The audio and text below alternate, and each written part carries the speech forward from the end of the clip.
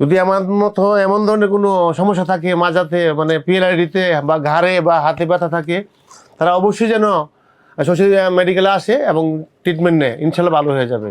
কিন্তু আমি মোটামুটি ভালো হয়েছি, আশা করি যারা আসবে তারাও ভালো হবে।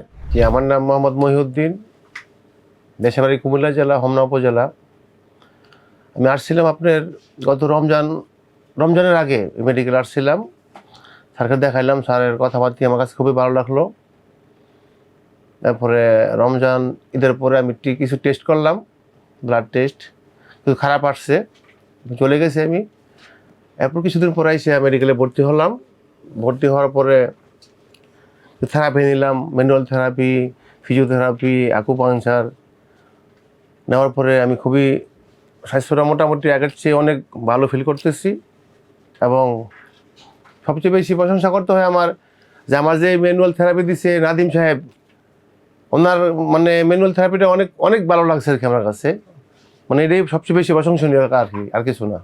কারণ আমি আগের চেয়ে অনেক ভালো আছি। আমার হাতে একটু সমস্যা ছিল, হাতগুলো আগের চেয়ে অনেক ভালো ফিল করতেছে আর কি।